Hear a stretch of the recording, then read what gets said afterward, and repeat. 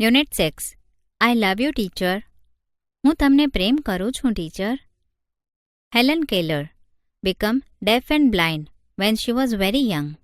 Since she was deaf, she did not learn to speak. So her parents were extremely worried. Then they found Miss Sullivan, a teacher for the deaf and blind. That changed Helen's life. Here is an account of the turning point in her life in her own words. ખૂબ નાની ઉંમરમાં Helen Keller બહેરા અને અંધ થઈ ગયેલા. તે બહેરા હોવાથી તેમને બોલતા આવડ્યું નહીં. તેથી તેમના માતા પિતા ખૂબ જ ચિંતાતુર રહેતા. પછી તેમને બહેરા અને અંધ માટેના શિક્ષિકા મિસ સુલેવાન મળી ગયા. તેમણે હેલનનું જીવન બદલી નાખ્યું. તેમના જીવનના સંક્રાંતિકાળનો અહેવાલ અહીં તેમના જ શબ્દોમાં આપ્યો છે. I still remember that morning of the year 1887. I was just 7 years of age then.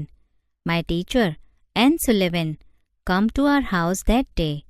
Next day, she led me into her room and gave me a doll. 1887ના વર્ષની એ સવાર હજુએ મને બરાબર યાદ છે. એ વખતે હું 7 જ વર્ષની હતી. એ દિવસે મારા શિક્ષિકા એન સુલેવાન અમારે ઘેર આવેલા.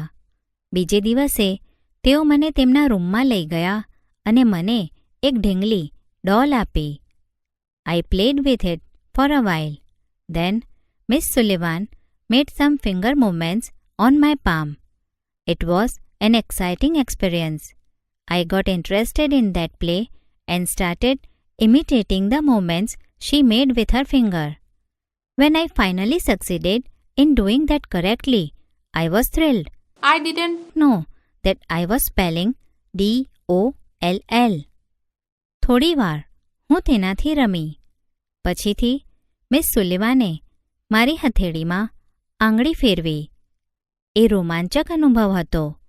મને એ રમતમાં રસ પડ્યો અને તેમણે ફેરવેલી આંગળીની હું નકલ કરવા લાગી.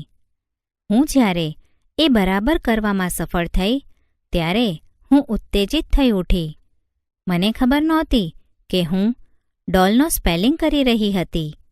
Some days later, we were walking in our garden. Suddenly, my teacher put my hand under the water tap.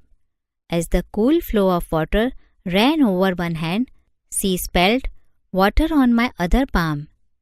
થોડા દિવસો પછી અમે અમારા બાગમાં ફરી રહ્યા હતા. અચાનક જ મારા શિક્ષિકાએ મારો હાથ પાણીના નળ નીચે ધર્યો.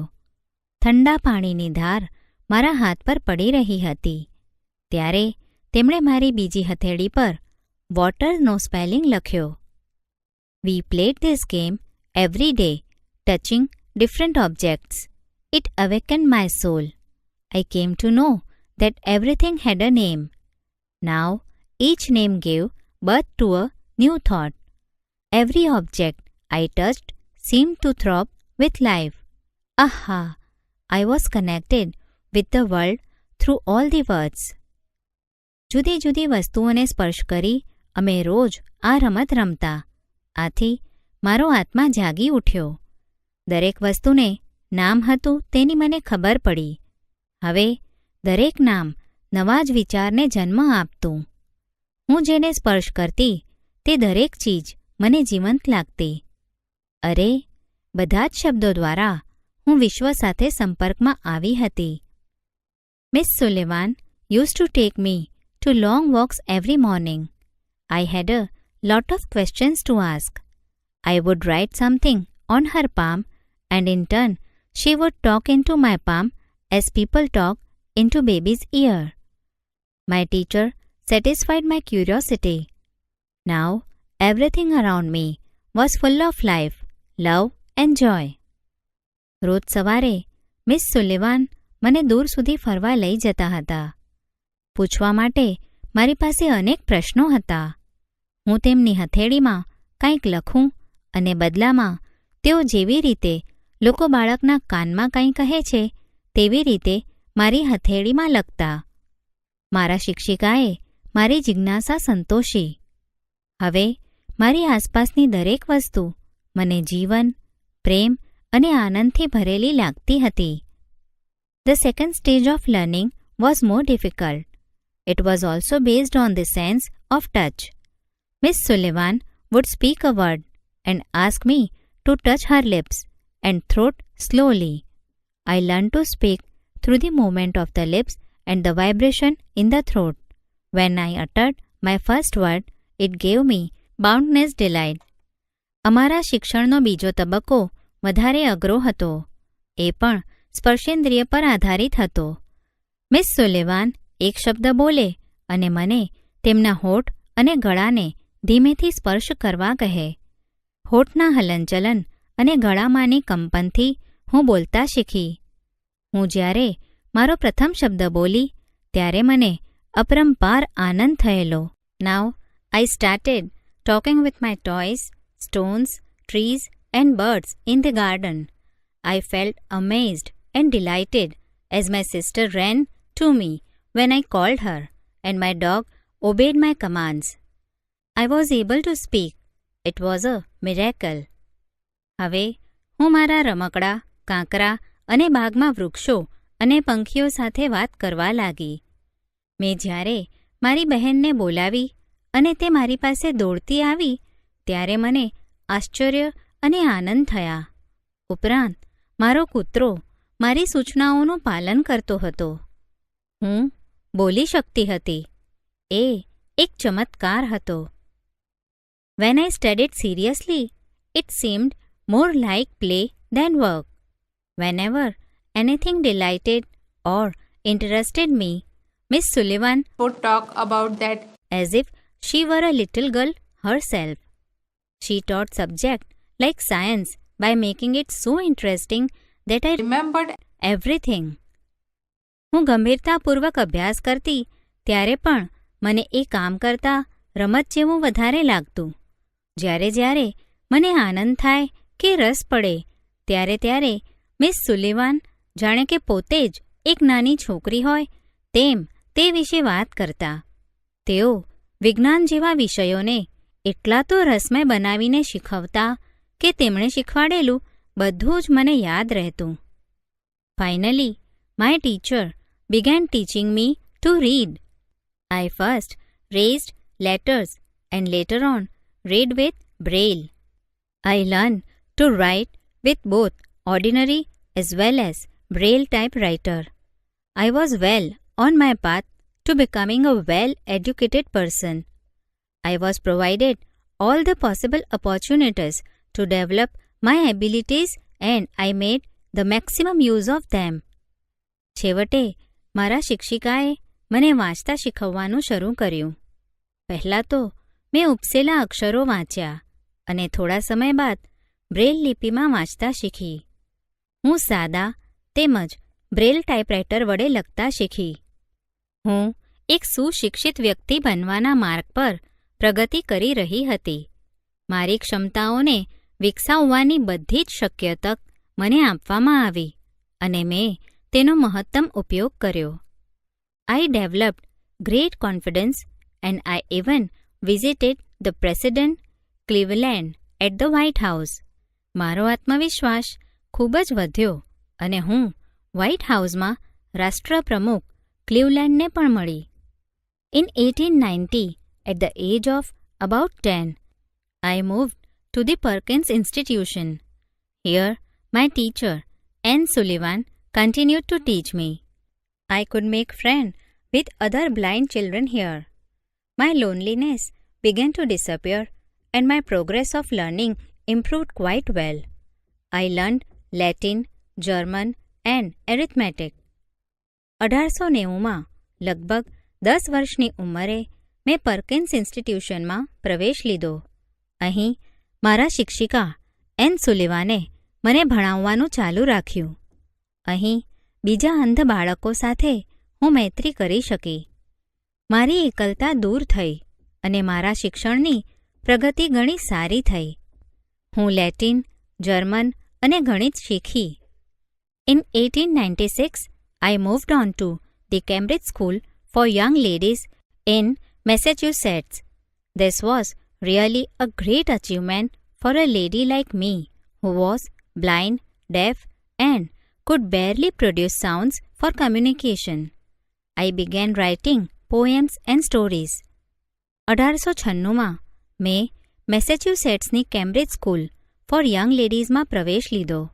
મારા જેવી અંધ, બધિર અને વાતચીત માટે મુશ્કેલીથી થોડા શબ્દો બોલી શકતી સ્ત્રી માટે આ ખરેખર એક ખૂબ મોટી સિદ્ધિ હતી. મેં કવિતા અને વાર્તા લખવાનું શરૂ કર્યું. Shortly before my examination I lost my father. Although emotionally disturbed, I did my best in the examination. My teacher could not accompany me to the examination hall. મારી પરીક્ષાના થોડા દિવસો પહેલાં જ મારા પિતાનું મૃત્યુ થયું. માનસિક રીતે અસ્વસ્થ હોવા છતાં મેં પરીક્ષા માટે ખૂબ મહેનત કરી. મારા શિક્ષિકા મારી સાથે પરીક્ષા ખંડમાં આવી શકતા નહોતા. There, a teacher spelled out the question in my hand and I typed out the answers. When the result was declared, I was so full of joy to hear that I had passed all the subjects.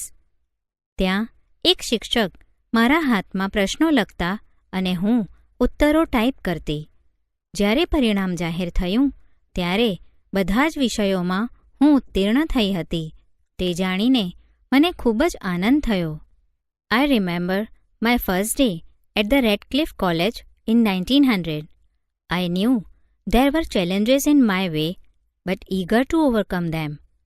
The professors looked far away, as if they were speaking through a telephone. The lectures were spelled into my palms as rapidly as possible. I would note down whatever I remembered when I went back home. 1900માં Radcliffe કોલેજનો પહેલો દિવસ મને યાદ આવે છે. મારા માર્ગમાં મુશ્કેલીઓ હતી તે હું જાણતી હતી, પણ તેમના પર વિજય મેળવવા હું આતુર હતી. અધ્યાપકો જાણે કે ટેલિફોન દ્વારા બોલતા હોય તેટલા દૂર લાગતા હતા. બને તેટલી ઝડપથી મારી હથેળીમાં વ્યાખ્યાનો ઉતારવામાં આવતા. ઘેર આવીને જે કંઈ યાદ રહ્યું હોય તેની નોંધ કરતી. Here, I began to write about my life. I wrote the story, both in Braille and on a normal typewriter. The story of my life was edited by John Massey. The story of my life was published in a magazine in 1903 and I was paid for it. અહીં મેં મારા જીવન વિશે લખવાનું શરૂ કર્યું. મેં આત્મકથા બ્રેલમાં અને સાદા ટાઈપરાઇટર પર લખી. મારી આત્મકથાનું સંપાદન જ્હોન મસી દ્વારા કરવામાં આવ્યું. 1903માં આ લેખ એક સામાયિકમાં પ્રસિદ્ધ થયો અને મને તેના માટે પૈસા ચૂકવવામાં આવ્યા. We, the blind, are indebted to Louis Braille as mankind is to Gutenberg. જેમ માનવજાત ગ્યુટેનબર્ગનું ઋણી છે, તેમ અમે અંધજન લુઈ બ્રેલના ઋણી છીએ. On 28 June 1904, I graduated from the Radcliffe College. I felt proud that I became the first deaf, blind person to earn a Bachelor of Arts degree. I began to feel that I must educate people on ways to help the blind. 28 જૂન 1904માં હું Radcliffe કોલેજમાંથી સ્નાતક થઈ. BA એટલે કે bachelor of આર્ટ્સની પદવી પ્રાપ્ત કરનાર હું સૌ પ્રથમ બધિર અંધ વ્યક્તિ હતી. તેનો મને ગર્વ થયો. મને લાગ્યું કે અંધજનોને વિવિધ રીતે મદદ કરવા માટે મારે લોકોને જાગૃત કરવા જોઈએ. My prime goal in my life was to spread awareness regarding the poor, neglected state of the blind. મારા જીવનનો મુખ્ય ધ્યેય અંધજનોની નબળી અને ઉપેક્ષિત સ્થિતિ, તેમની જન્મજાત ક્ષમતાઓ અને તેમની પ્રેરણા વિશે જાગૃતતા ફેલાવવાનો હતો. Their innate abilities and their inspiration. I had to raise funds not only to sustain a living for myself but also to start projects to remove darkness and miseries from the lives of other blind people. I strongly felt that I must give the others what I had gained from my teacher and મારે મારા પોતાના જીવન નિર્વાહ માટે જ નહીં, પણ બીજા અંધજનોના જીવનમાંથી અંધકાર અને દુઃખ દૂર કરવાની યોજનાઓ શરૂ કરવા માટે ભંડોળ ઊભું કરવાનું હતું. મારા શિક્ષિકા એન પાસેથી મેં જે પ્રાપ્ત કર્યું તે મારે બીજાને આપવું જ જોઈએ તેવું મને દ્રઢપણે લાગતું હતું. Then came a dark cloud in my sky. I was deeply concerned about that. My teacher's eyesight was worsening day by day. As a result, she could not see clearly. She was brave enough to fight against her problem, but I was sorry because she did not heed to her problem of her eyes. Instead, she continued to help me. પછી મારા જીવનના આકાશમાં એક કાળું વાદળું આવી ગયું. મને તે વિશે ખૂબ ચિંતા થતી હતી. મારા શિક્ષિકાની આંખો નબળી પડી રહી હતી, તેથી તેઓ સ્પષ્ટ જોઈ શકતા નહોતા. તેઓ હિંમતવાળા હતા અને તે સમસ્યા સામે ઝઝૂમતા હતા. તેમણે પોતાની જાત પ્રત્યે જરાય ધ્યાન આપ્યા વિના મને મદદ કરવાનું ચાલુ રાખ્યું. તેથી મને ખૂબ દુઃખ થતું. At last, my teacher lost her eyesight completely and became blind by the year 1935.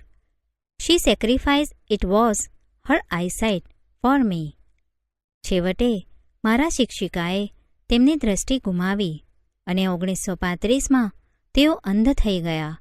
મારા માટે તેમણે તેમની દ્રષ્ટિનું બલિદાન આપ્યું. What a great sacrifice it was! If she had not supported and encouraged me to learn, I would not have enjoyed the beauty of the world. I cannot think myself apart from her. My heart always speaks, I love you, teacher. કેટલું ભવ્ય બલિદાન! જો તેમણે મને ભણવા માટે પ્રોત્સાહન અને આધાર આપ્યા ન હોત તો આ વિશ્વના સૌંદર્યને હું માણી શકી ન હોત. હું મારી જાતને તેમનાથી અલગ કલ્પી શકતી નથી. મારું હૃદય હંમેશા બોલી ઉઠે છે, ગુરુજી, હું તમને પ્રેમ કરું છું.